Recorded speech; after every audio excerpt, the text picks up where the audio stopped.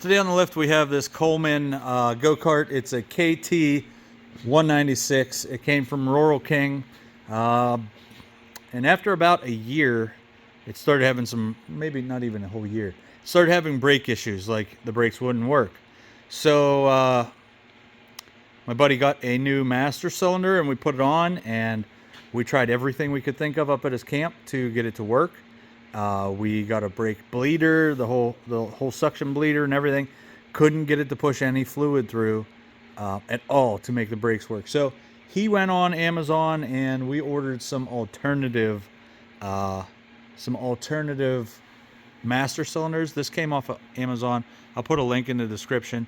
We are going to try to fit this one. They all look pretty similar, but this is just different manufacturer, so we're hoping to have better luck with this. And it is, you can see here, we're going to have to trim this to make it the right length, but it should bolt right in. And we're going to use the old master cylinder off the old brake, just a new, or not a master cylinder, the old hardware and caliper off the old one, but a new master cylinder, because that seems to be our problem.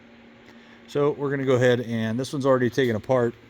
We're going to go ahead and install that one, and then I'll bring you back, let you know what the deal is. So we hooked up this new red master cylinder, and immediately it started sucking from the reservoir, and we went to the back and opened up the bleeder screw, and it has fluid there and it has pressure. So we're going to hook this up. So we held the old, this is the stock, the one that came with it. We held these next to each other and lined them up with the bolt holes, and we made a mark on here where we're going to cut this. This one's too long, so we're going to cut this. I will actually get a tape measure and we will tell you how long we're going to cut it off. So in case you have this same setup, you can know-ish about where we're cutting.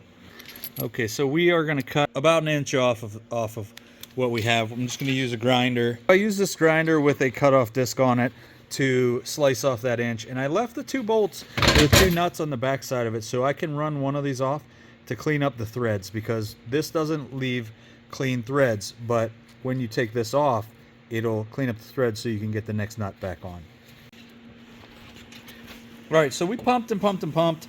We pumped, he held it and we drained it, and it wasn't going anywhere. So I just opened this and let him just pump it like crazy, and we got a ton of air out of it. And go ahead and pump it, and now you can see it's starting to pump it. Just keep pumping it. You can see it's actually got all the air out of the line, and it's got action on the piston, and we're feeling pressure on the brake now. So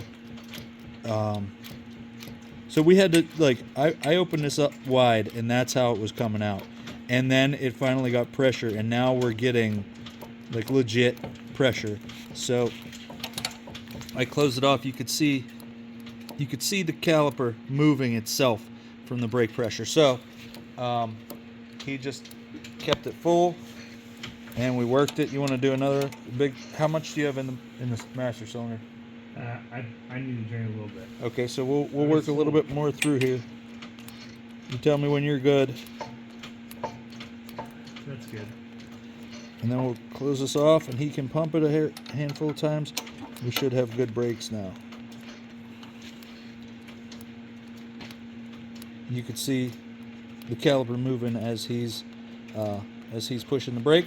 So I'm going to cap this and spray it all down with alcohol to clean it up.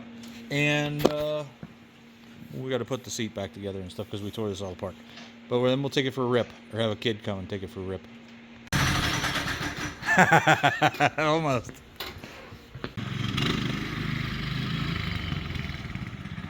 Good stop. Alright,